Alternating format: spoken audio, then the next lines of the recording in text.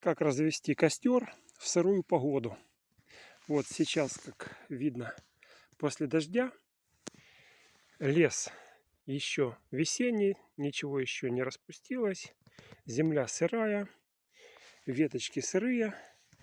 И здесь что я советую: всегда устилать землю слоем толстых таких палочек. Потому что если будете прямо вот на земле разводить костер, это сырость земли будет мешать ему разгореться.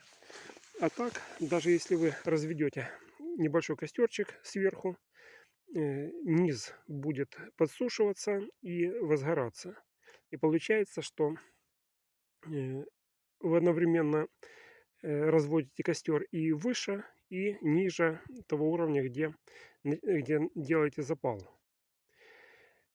Раз уж сегодня сырые ветки, то, конечно же, нужно вот эти части, которые будут разгораться, с них удалить кору. Потому что кора, она всегда сырая, и у нее и влаги больше всего, и продуктивность горения ее меньше. Поэтому нужно удалить кору.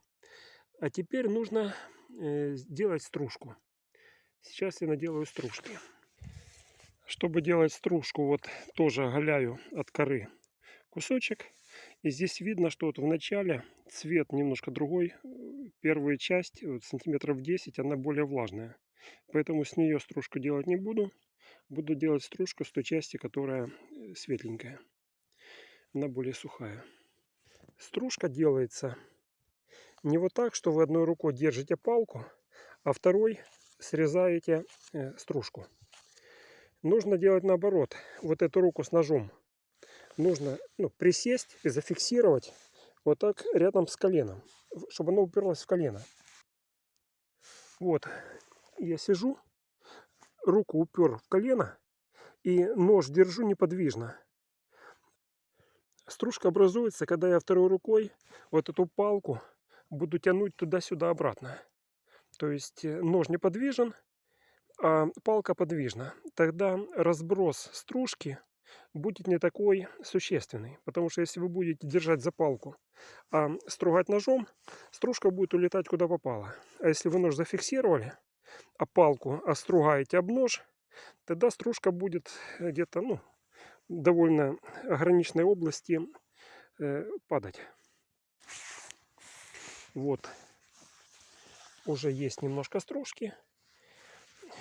Спичку я буду подносить под низ, под вот эту палочку, вот, чтобы огонь разгорался здесь. Поэтому тут должна быть дырочка, промежуток между палочками, чтобы было куда огню от спички что поджигать. Следующий маневр, который нужно выполнить, это нужно найти две потолще палочки, положить их снаружи, вот так. Вот это основа, вот это снаружи. Теперь я перегораживаю их тоже здесь вот так двумя палочками. И сюда уже буду ложить поверх этих палочек, на них опираясь, буду ложить более толстые веточки. Почему это делается? Потому что если вы начнете ложить сейчас эти веточки сверху на стружку, во-первых, огню трудно разгораться, когда нет тяги. А тяги сейчас не будет. То есть здесь не нужно накладывать очень большую стопку стружек. Потому что если вы спичку поднесете, нужно, чтобы была тяга для того, чтобы огонь разгорался. А если стружка полностью забьет все проходы, то тяги не будет и огонь не будет разгораться.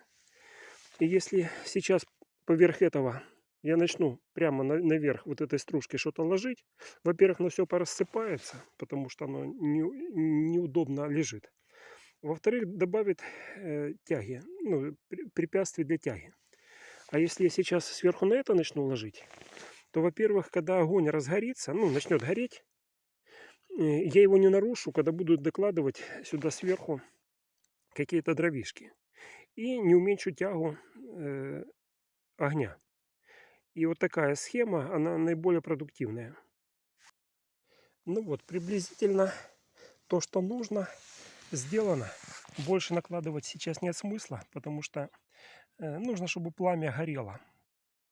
Если накладывать сверху, ну опять же, проблема. Это же вам не труба в печке, когда тяга создается. Здесь, особенно по сырым дровам, тяга будет минимальная. Поэтому нужно сначала, чтобы прошел огонь, а когда огонь пойдет, тоже не нужно спешить сразу под этот огонь накладывать.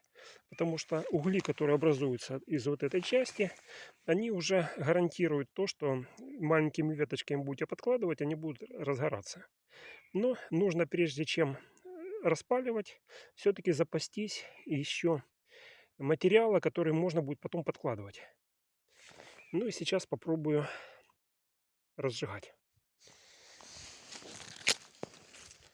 Ну, с одной спички, конечно, оно не разожжется. Тут даже и мечтать не нужно.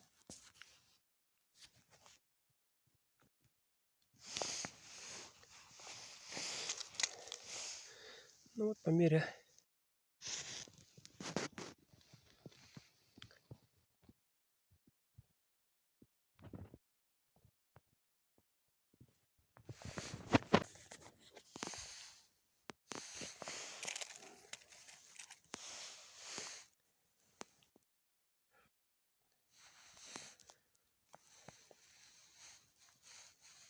Ах ты, уже горит. Ну и что, добавлю. Так, чтобы дальше пробраться, вот так между двумя пальчиками зажимается. Смотрю, что тут уже видно, пламя пошло. Ну что, сейчас проверим, хватит его, чтобы зажечь вот эти, которые повыше или нет.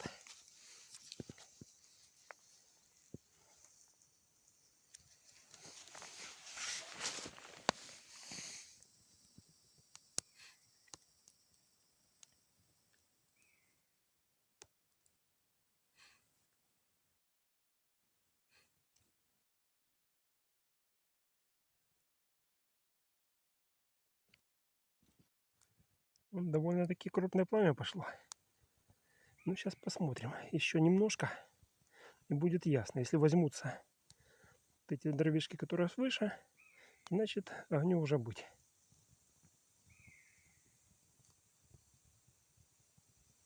Ну да, вот с 4 спичек и разожглось. Ну, а теперь можно, я думаю, уже и более сырые дрова ложить, уже без, не счищая. Вот костерчик сам немножко рухнул, потому что прогорели дровишки, но хватило того, что зажглось, чтобы продолжалось горение.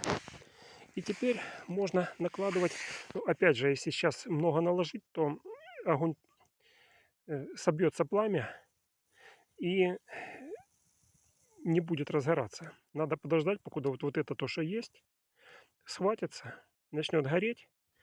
Нормально прогорит хотя бы на треть. И тогда уже можно подкладывать новые дрова. А сейчас можно только их группировать. Лишние, ну, не лишние, те, которые рассыпались подальше, группировать их поближе. Но не перестараться.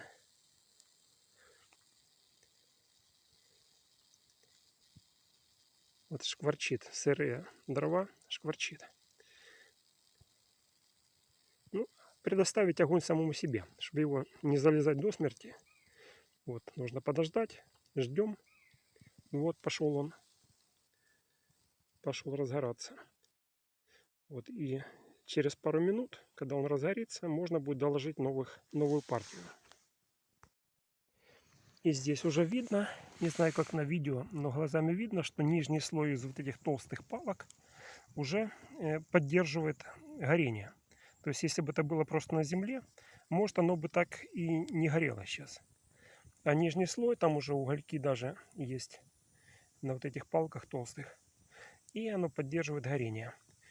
И кроме того, он создает тоже тягу. Потому что если бы это было просто на земле, то из-под земли воздух не может идти. А вот из-под этих палочек воздух, конечно же, идет. Ну вот, теперь можно и покрупнее палки ложить. И пришла уже пора делать шампурчики. И сейчас начнем жарить шашлык. Шампур нужно делать не с той стороны, которая тоньше вход, а с той стороны, которая толще. Потому что там, где тонкая сторона, вот я покажу, например, здесь, вот центр, видите, серединка. Вот, серединка, она пустая. Нужно брать толстую сторону. В толстой стороне серединка, она уже заполненная, она уже имеет материю, она уже материальная такая. Поэтому нужно с толстой стороны, и кроме того, толстая сторона дольше будет прогорать, потому что если будете держать на огне, то будет вот эта сторона прогорать, если она будет тоненькая, быстрее сгорит. Так, вот так. Ну и, наверное, даже на 2 куска мяса не получится здесь. Я обычно жарю по одному куску мяса. Так и дольше, и приятнее у костерка посидеть. Вот так. Ну а второй шампур под хлеб. Ну вот, готов кусок мяса. В принципе, вот так просто его на огонь ложить не обязательно. Можно его держать не прямо над огнем. Жар его все равно будет прогревать и готовить.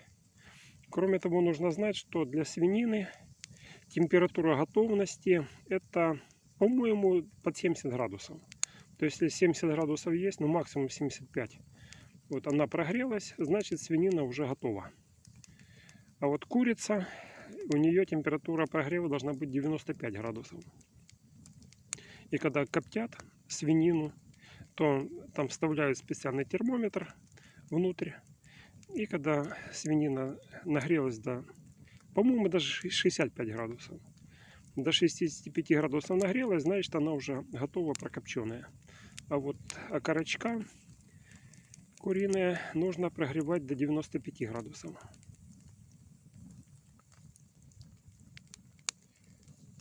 Течь здесь нечему. Я смотрю, что здесь текти ничего не будет, поэтому на хлеб нечем капать. Ну, как есть, так есть. Хорошо. Готовлю я мясо не заморачиваясь. В лесу, на природе. Вкусно любое. Только что солью его перекладываю, чтобы солененькое было. И все. Этого достаточно. Ну и вот на углях, конечно, удобнее всего жарить. Температура тления углей около 1400 градусов, а температура пламени около 800 градусов.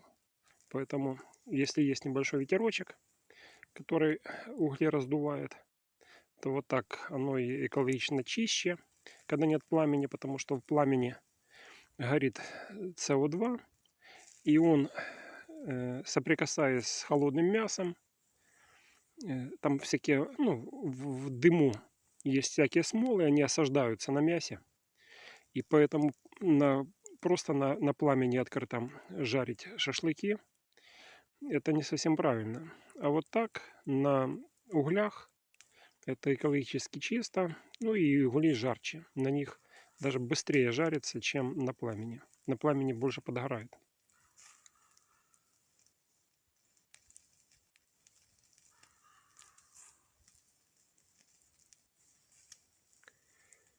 Ну, я думаю, готово.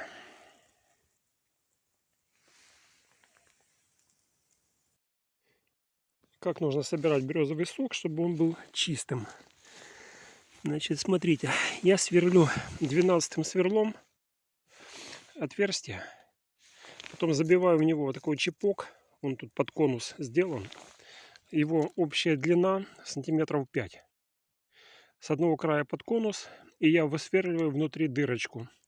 Сначала сверлом 3 мм насквозь, а потом с этой стороны уже под трубочку.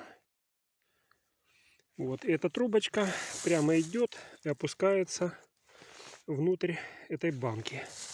Ну и чтобы не залазили мошки-букашки, Здесь я просто протыкаю трубочкой кулечек, а здесь я резиночкой его вот так завязываю. И получается система, которая постоянно работает, она не пускает, защита здесь не срабатывает у березы, потому что внутри нет воздуха. И поэтому рана не обволакивается, аж покуда не закончится полностью период, когда сок течет. То есть одной дырочки сделал, чипок этот забил, поставил, и можно 2 недели собирать сок. Или сколько там получится. Вот такой чипочек. Топорной работы. Просто постругал. Но когда забивается в отверстие, вот эти все неровности сглаживаются. И оно, в принципе, сок не пропускает.